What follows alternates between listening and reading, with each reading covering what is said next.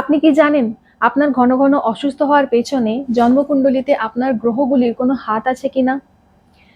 জ্যোতিষ শাস্ত্রে প্ল্যানেটগুলোর সাথে কিন্তু রোগ অসুখের গভীর সম্পর্ক রয়েছে।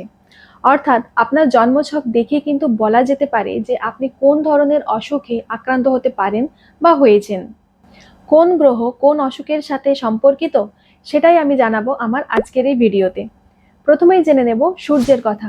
কারো জন্মছকে যদি সূর্য খারাপ ফল প্রদানকারী গ্রহ হয়ে থাকে, সেই ক্ষেত্রে জাতকের ব্রেনের সমস্যা, হার্টের সমস্যা, চোখের সমস্যা হতে পারে। এছাড়াও হেয়ার ফল সম্পর্কিত সমস্যাও কিন্তু হতে পারে। চন্দ্র যদি কারো চার্টে দুর্বল হয়ে যায়, তাহলে সেই জাতকের কিন্তু মেন্টাল হেলথের খুব বড় প্রবলেম দেখা দিতে পারে। সেই জাতক ভীষণ রকম অ্যাংজাইটি, ডিপ্রেশন, টেনশন এই ধরনের অসুবিধার সম্মুখীন হতে পারেন। রাতে ঘুম উড়ে যেতে পারে। এই ধরনের সমস্যা কিন্তু চন্দ্র এফ্লিক্টেড হলে দেখা যায়। মার্স, মঙ্গল যদি কারো জন্মছকে দুর্বল ফল প্রদানকারী গ্রহ হয়ে যায়, তাহলে রক্তচাপ বা রক্ত সম্পর্কিত যে কোনো ধরনের সমস্যা কিন্তু সেই জাতকের মধ্যে বেশি বেশি দেখা যেতে পারে। এমনকি সেই জাতক কিন্তু অ্যাক্সিডেন্টাল প্রণও হতে পারেন। বুধ, বুধ যদি কারো জন্মছকে দুর্বল ফল প্রদানকারী গ্রহ হয়ে যায়, সেই ক্ষেত্রে জাতকের কিন্তু স্কিনে প্রবলেম, নার্ভাস সিস্টেমে প্রবলেম, শিরায় প্রবলেম, নাক কান গলা, স্কিনে অ্যালার্জি, মুখের ভেতর যে কোনো সমস্যা, দাঁতের সমস্যা, এছাড়াও অটিজম বা এডিএইচডির মতো কিন্তু গুরুতর সমস্যাও বুধ দুর্বল হওয়ার কারণে হতে পারে।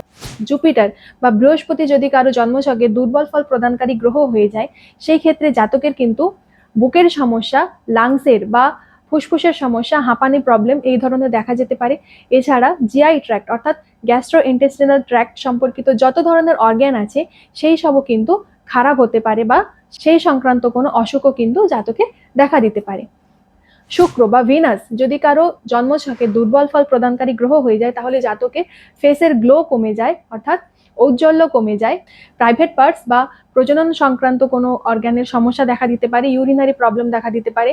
এছাড়া পিসিওডি বা পিসিওএস এই ধরনের প্রবলেমও কিন্তু শুক্র যদি খারাপ হয়ে যায় সেক্ষেত্রে কিন্তু আসতে পারে।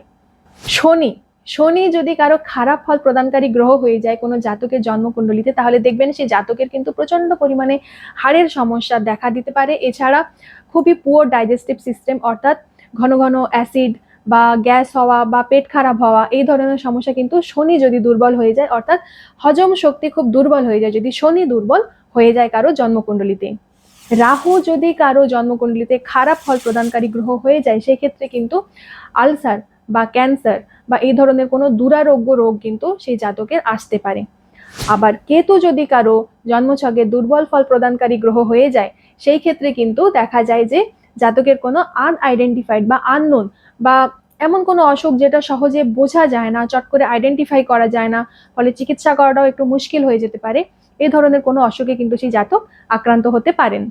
তাহলে আপনার কোন ধরনের অসুখ রয়েছে জানান আমাকে কমেন্টে।